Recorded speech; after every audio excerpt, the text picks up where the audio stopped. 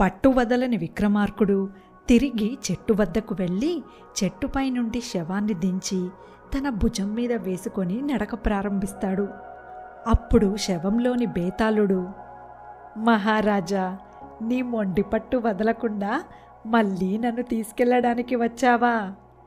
నీకు అలసట తెలియకుండా ఒక కథ చెబుతాను.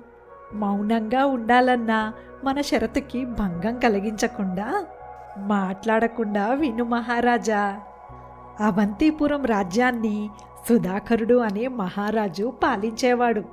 అతని భార్య పేరు లలితాంగి. సుధాకరుడి వివాహం జరిగి చాలా కాలం అయినప్పటికీ అతడికి సంతాన భాగ్యం కలగదు. ఒకరోజు వారి అంతఃపురానికి తపసంపన్నుడైన సాధువు వస్తాడు. ఆ సాధువుకు సుధాకరుడు, లలితాంగి కూడా భక్తి శ్రద్ధలతో సేవ చేస్తారు. వారి భక్తికి మెచ్చిన సాధువు తన రాజ్యాన్ని చూసుకోవడానికి ఒక కుమారుడు ఉంటే బాగుండని మహారాజు తన అచ్చట ముచ్చట తీర్చుకోవడానికి ఒక కుమార్తె ఉంటే బాగుండునని మహారాణి ఆశపడుతున్నారని నాకు తెలుసు. కానీ మీ ఇద్దరిలో ఒక్కరి కోరిక మాత్రమే తీరగలదు. మహారాణి, నేను మీకు ఒక మహిమగల ఫలాన్ని ఇస్తున్నాను. దుర్గాదేవి మందిరానికి వెళ్ళి మీకు మగబిడ్డ కావాలో ఆడబిడ్డ కావాలో స్థిరంగా నిర్ణయించుకొని ఆ తల్లికి మీ కోరిక నివేదించి ఆ ఫలాన్ని స్వీకరించండి. మీ కోరిక తప్పకుండా నెరవేరుతుంది అని అంటాడు సాధువు.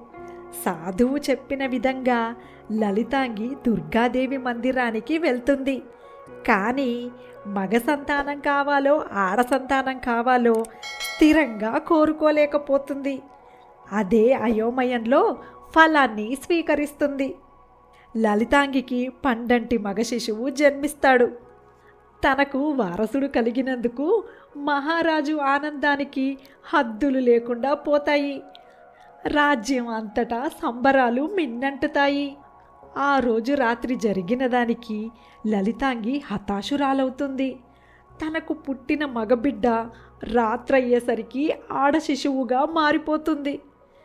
తన కోరికలో స్థిరత్వం లేక సందిగ్ధంలో ఫలాన్ని స్వీకరించినందుకు ఇలా జరిగిందని లలితాంగి బాధపడుతుంది.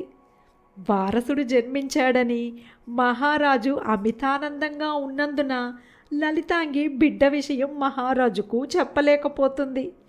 తన చెలికెత్తకు తప్ప ఈ విషయం ఎవ్వరికీ తెలియకుండా లలితాంగి జాగ్రత్త పడుతుంది. మహారాజు సుధాకరుడు తన కుమారుడికి ఆనందుడు అని నామకరణం చేస్తాడు. పగలు ఆనందుడిగా, చీకటి పడ్డాక ఆనందిగా ఆ బిడ్డ పెరిగి పెద్దదవుతుంది. మహారాజు ఆనందుడిని సకల విద్యలలో సుశిక్షితుడిని చేస్తాడు. ఓ రోజు రాజ్యంలోని ప్రజలు క్రూర జంతువుల బారి నుండి తమను కాపాడమని సుధాకరుడిని వేడుకుంటారు. క్రూర జంతువులను వేటాడే బాధ్యత సుధాకరుడు తన కుమారుడైన ఆనందుడికి అప్పగిస్తాడు. ఆనందుడు తన పరివారంతో అడవికి వెళ్ళి క్రూర జంతువులను వేటాడుతాడు.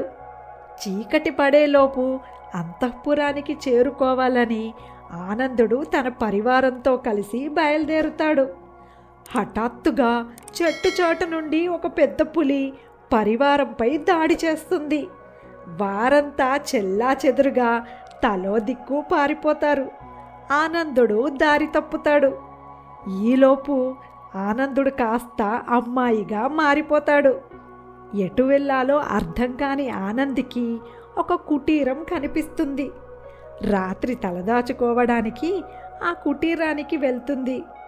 వనమూలికల గురించి కూలంకుషంగా అభ్యసించడం కోసం చంద్రగిరి యువరాజు ప్రమోదుడు ఆ కుటీరంలో బస చేస్తూ ఉంటాడు.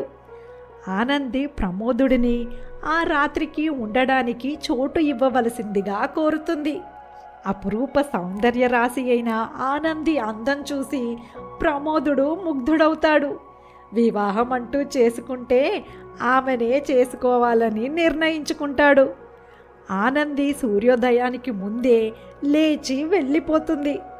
తన పరివారం కోసం వెతుకుతుండగా సూర్యోదయం అయ్యి ఆనంది కాస్త ఆనందుడిగా మారిపోతుంది.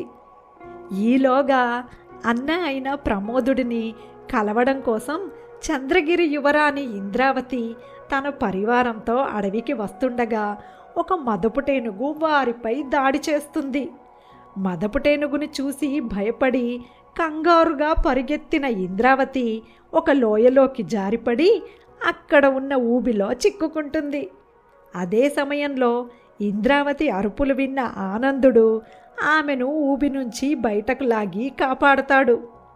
తనను కాపాడిన ఆనందుడి అందచందాలు, ధైర్య సాహసాలు చూసి ఇంద్రావతి ఆనందుడిని ప్రేమిస్తుంది. ఈలోగా ఇంద్రావతి పరివారంతో ఇంద్రావతి, ఆనందుడి పరివారంతో ఆనందుడు వెళ్ళిపోతారు. చంద్రగిరి రాజ్య మహారాజు తన కుమార్తె కుమారుల వివాహ విషయాలు ముచ్చటించడం కోసం అవంతిపురానికి వస్తున్నట్టు కబురు పంపిస్తాడు. ఆ కబురు విని సుధాకరుడు ఆశ్చర్యపోతాడు. తనకు ఉన్నది ఒక్క కుమారుడే అయినప్పుడు ఇద్దరి వివాహం కోసం చంద్రగిరి మహారాజు ఎలా కబురు పంపాడో సుధాకరుడికి అర్థమవ్వదు.